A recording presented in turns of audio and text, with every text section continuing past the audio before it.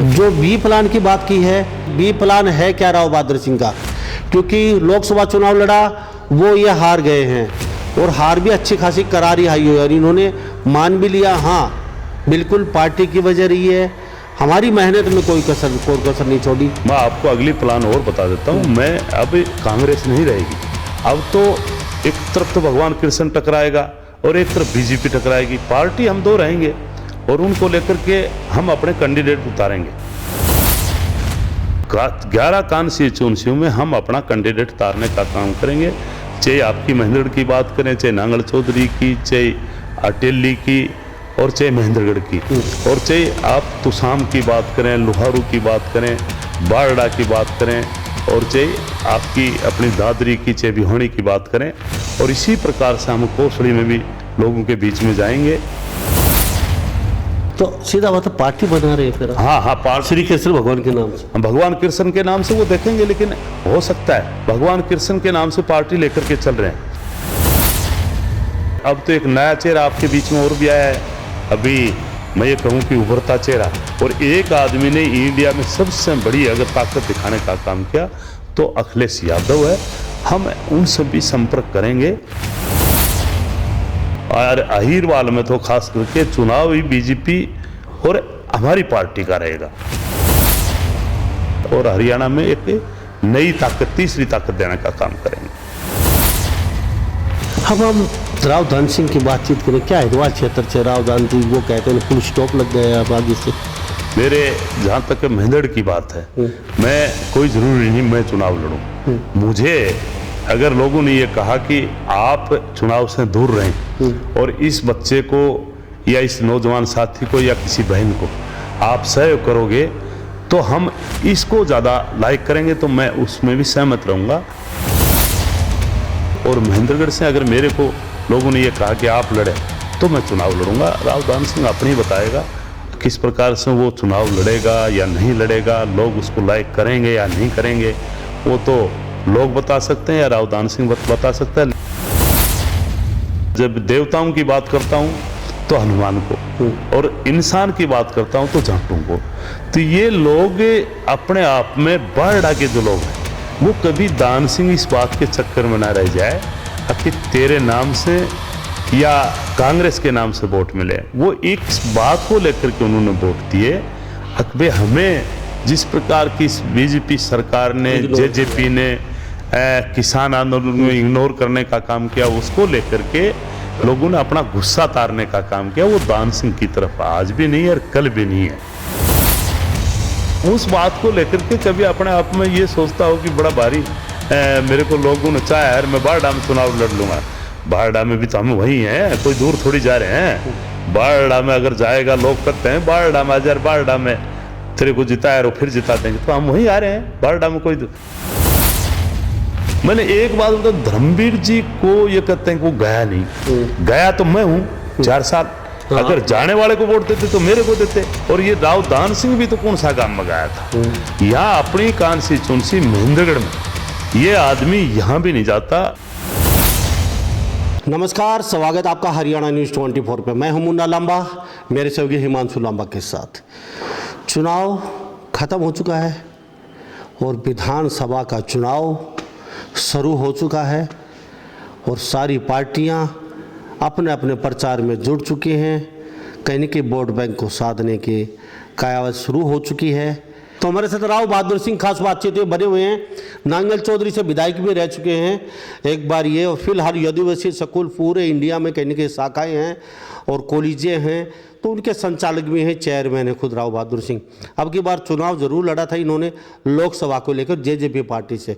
तो कहते हैं जेजेपी पार्टी में लड़ना भी कहीं ना कहीं एक भूल थी, कहते पता नहीं कितना इनका ग्राफ डाउन है तो कहीं ना कहीं, लेकिन भटकलों का बाजार गर्म है कि इनके वोट कहीं के राव दान सिंह जो थे उनके अगेंस्ट, जैसे लोग अलग अलग तरह की बातें करते रहते हैं। और इन्होंने ये भी कहा कि टांग खचाई मेरी ज़रूर की है राव दान सिंह, लेकिन वो हमारे भाई हैं और वो भाई तो हैं, लेकिन अभी भाई का अपनी हाल देखा होगा। राव साहब कह रहे भाई हैं, 5 हरिद्वार क्षेत्र से हार के निकले हैं। मैं आपको अगली प्लान और बता देता हूँ। मैं अब कांग्रेस नहीं रहेगी, अब तो एक तरफ तो भगवान कृष्ण टकराएगा और एक तरफ बीजेपी टकराएगी। पार्टी हम दो रहेंगे और उनको लेकर के हम अपने कैंडिडेट उतारेंगे। 11 कॉन्स्टिट्यूंसियों में हम अपना कैंडिडेट उतारने का काम करेंगे, चाहे आपकी महेंद्रगढ़ की बात करें, चाहे नांगल चौधरी की, चाहे अटेली की, और चाहे महेंद्रगढ़ की, और चाहे आप तुसाम की बात करें, लोहारू की बात करें, बारड़ा की बात करें, और चाहे आपकी अपनी दादरी की, चाहे भिवानी की बात करें। और इसी प्रकार से हम कोसड़ी में भी लोगों के बीच में जाएंगे। उसी प्रकार से आपके हम रेवाड़ी में भी जाएंगे। हम 11 कॉन्स्टिट्यूंसियों में सबसे मिल करके, और जो भी जिस भी परिवार से अच्छा व्यक्ति होगा, पूरे इलाके से जानकारी लेंगे कि अच्छा काम कौन करता है, और उसको कहीं के आर्थिक तौर पर हम अपने आप में कहीं न कहीं उसको सहयोग दे करके। तो सीधा बात है, पार्टी बना रहे हैं फिर आप? हाँ हाँ, पार्टी श्री कृष्ण भगवान के नाम से। हम भगवान कृष्ण के नाम से वो देखेंगे, लेकिन हो सकता है कि हम भगवान कृष्ण के नाम से पार्टी लेकर के चल रहे हैं, लेकिन आने वाला टाइम वक्त बताएगा। आने वाले टाइम में हो सकता है हमें अच्छी कोई पार्टी अगर ऐसी दिखाई दी, अगर जिसकी वजह से पार्टी और मजबूती पकड़े, किसी पिछड़े वर्ग का, किसी दलित का, और सबका अगर सहयोग मिला, तो ऐसी पार्टी को भी हम अपना सकते हैं। और अब तो एक नया चेहरा आपके बीच में और भी आया है। अभी मैं ये कहूँ कि उभरता चेहरा, आज बात करते हैं पूरा देश की, तो सबसे उभरता चेहरा मैं आज ये कह सकता हूँ कि पर्सनल का कोई आदमी है, और एक आदमी ने इंडिया में सबसे बड़ी अगर ताकत दिखाने का काम किया तो अखिलेश यादव है। हम उनसे भी संपर्क करेंगे, और कर करके, और आने वाले टाइम में हम अपने आप में कहीं न कहीं चाहे किसी भी पार्टियों से समझौता कर करके, और अहीरवाल में तो खास करके चुनाव ही बीजेपी और हमारी पार्टी का रहेगा। और पूरा हरियाणा प्रदेश की बात करते हैं तो उसमें भी कहीं न कहीं जब हम यहाँ से मजबूत होंगे तो उनसे भी जाकर के संपर्क करने का काम करेंगे, और हरियाणा में एक नई ताकत, तीसरी ताकत देने का काम करेंगे। हमारे साथ राव बहादुर सिंह खास बातचीत में मौजूद है। इन्होंने बिल्कुल कतई मना नहीं किया, पार्टी बनाने लेके भी ये तैयार बैठे हैं, और कहते हैं अब की बार बीजेपी के साथ यदुवंशी श्री कृष्ण भगवान जी की फाइट होगी। सीधी सीधी यदुवंशी या किसी नाम से हम पार्टी बनाएंगे, इससे भी इनकार नहीं करते। 11 जो विधानसभाएं हैं उनके अंदर कहीं के अपने उम्मीदवार खड़ा करेंगे, और वो टक्कर सीधी बीजेपी और हमारी होगी, और बाकी कोई तीसरी पार्टी हरियाणा क्षेत्र में नहीं होने वाली है। इन्होंने कहा है कि दलित वर्ग और पार्टी से भी शायद अलायंस कर सकते हैं, या उनके साथ भी जा सकते हैं, या फिर हम अखिलेश से भी बात करेंगे। तो अब की बार चुनाव में कुछ बड़ा ही होने वाला है, और बड़ा रोचक मुकाबला होगा, ये भी देखने की एक बात रहेगी, क्योंकि बीजेपी अक्सर दम भरती है अहिरवाल क्षेत्र पे कि यहीं से ये जीत के निकलते हैं, यहीं से सरकार बनाते हैं बीजेपी पार्टी। और अब की बार भी कहेंगे राव इंद्रजीत ने साफ कर दिया है बीजेपी के साथ, और यहीं से चुनाव लड़ेंगे, और टोटली सीटें जीत के बीजेपी की झोली में डालेंगे। तो राव साहब कहीं ना कहीं, राव बहादुर सिंह हमारे साथ मौजूद हैं। जो बी प्लान की बात की है, बी प्लान है क्या राव बहादुर सिंह का? क्योंकि लोकसभा चुनाव लड़ा वो ये हार गए हैं, और हार भी अच्छी खासी करारी आई हुई, और इन्होंने मान भी लिया, हाँ बिल्कुल पार्टी की वजह रही है, हमारी मेहनत में कोई कसर नहीं छोड़ी। अब बी प्लान, बहुत बड़ा बी प्लान है इनका, पार्टी बना सकते हैं अपनी खुद की, या फिर बी प्लान और क्या है और कहाँ से चुनाव लड़ेंगे? राव साहब, बी प्लान की हम बातचीत कर रहे हैं। राव, बी प्लान अभी देख ही रहे हैं, लोग सुन रहे हैं। आपने कहा कि भाई पार्टी बना सकते हैं, अखिलेश से बात करेंगे, या हमारी खुद की अकेले की पार्टी हो चाहिए, या दलित वर्ग के साथ किसी पार्टी के साथ अलायंस कर सकते हैं। तो इसके साथ साथ बीजेपी के साथ अच्छी खासी पकड़ है यहाँ पे अहिरवाल क्षेत्र में।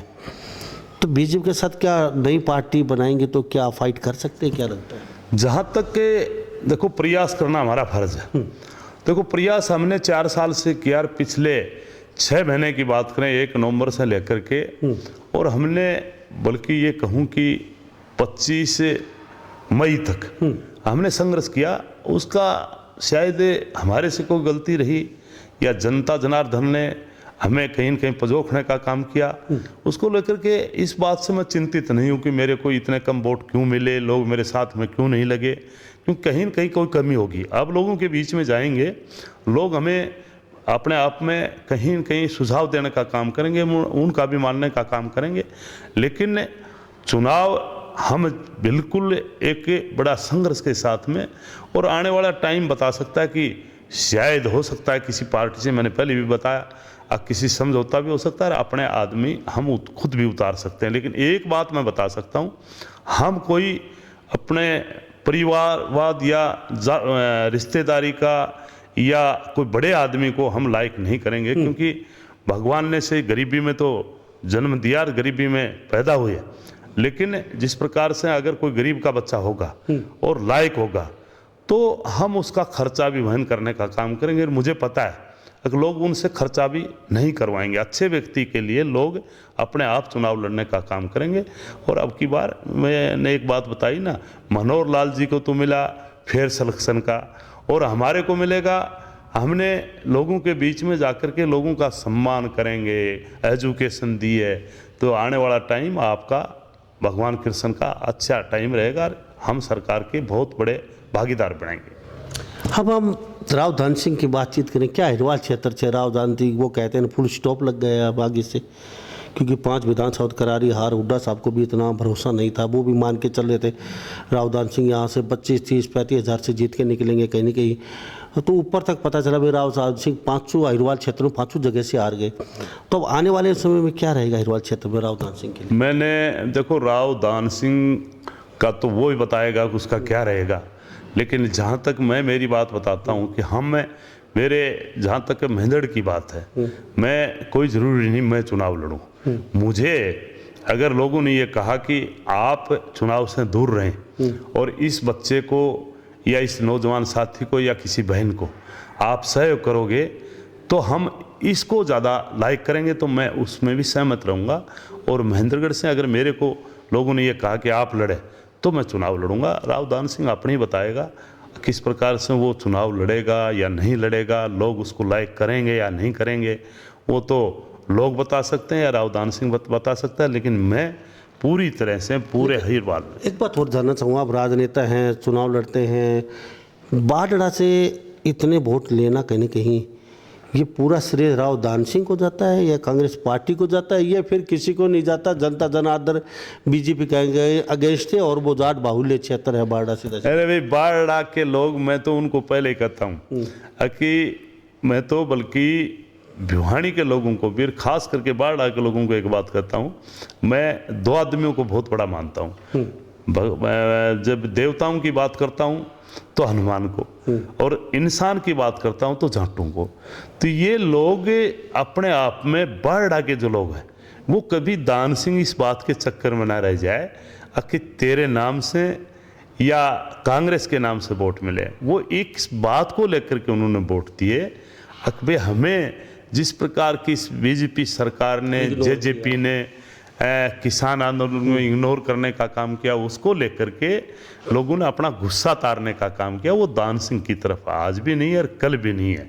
इसी प्रकार से आप देखो ना, पीछे नैना ने चुनाव लड़ा, तकरीबन 40,000 वोटों से जीती थी। तो ये एक चुनाव का माहौल था और नैना ने काम भी खूब करवाए, मैं ये भी कह सकता हूँ क्योंकि मैं सारे इलाके में गया हूँ, लेकिन काम अच्छे करवाए। फिर नैना को हराने का काम किया, नैना का कैंडिडेट मैं था। आज इस बात को लेकर के क्यों चल रहे हो? अब की बार तो चुनाव बीजेपी वर्सेस कांग्रेस का था, लेकिन जिस टाइम मैं 14 में खड़ा हुआ तब भी तो मेरे को 17,000 वोटों से बाढ़ आके लोगों ने जिताने का काम किया था। बल्कि धन सिंह हारा है 6 कॉन्स्टिट्यूंसी में और मैं 14 में 5 से हारा था।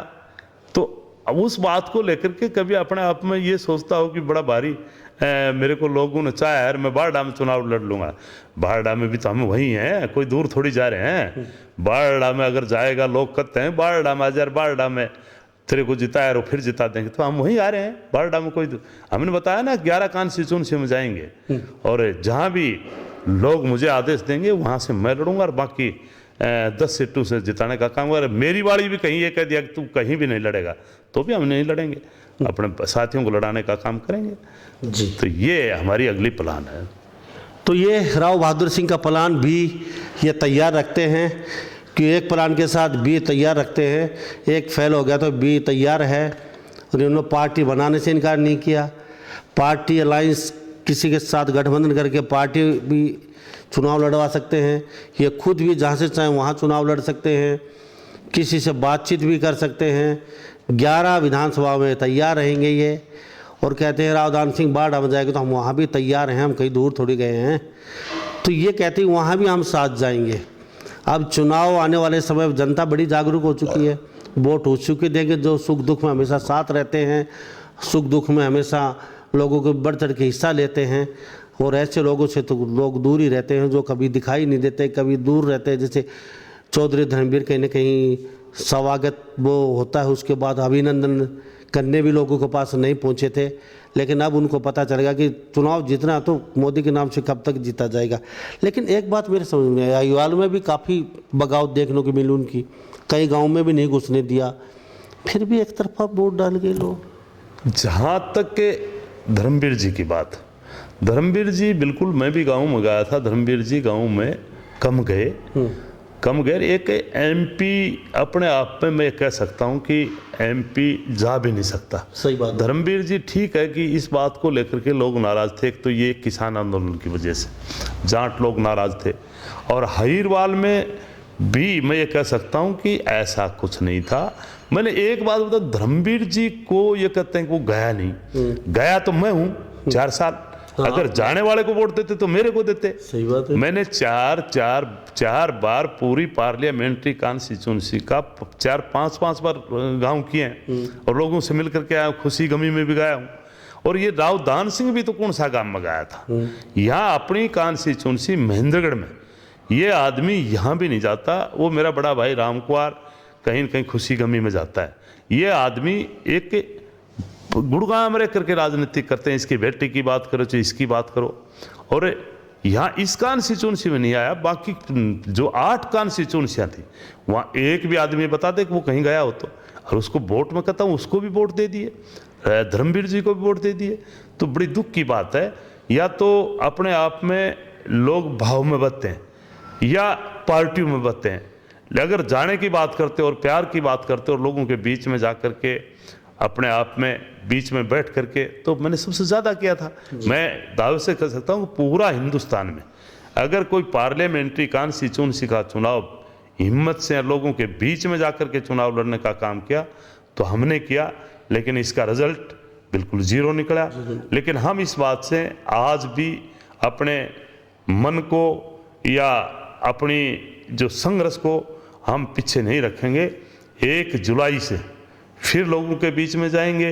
पहला प्रोग्राम आपका महेंद्रगढ़ का रहेगा 14 जनवरी का, ना 14 जुलाई का, और उसमें हम निमंत्रण भी देखेंगे। आपको भी एडवांस में निमंत्रण देते हैं। बड़ा भारी, बड़ा एक ऐसा फंक्शन करेंगे जिस प्रकार से हमने पीछे किए थे, उसी प्रकार से हमारे बच्चों की तकरीबन 3 करोड़ की स्कॉलरशिप है, वो भी बच्चों को देने का काम करेंगे। कि पिछली 1 साल से राजनीतिक में रह करके हम जो बच्चों की स्कॉलरशिपें थी वो नहीं दे पाए थे, अब उनको भी देने का काम करेंगे, लोगों को बुला करके। और एक यदुवंशी विद्यालय में, हाँ, यदुवंशी विद्यालय अपने कॉलेज में महेंद्रगढ़ में रहेगा।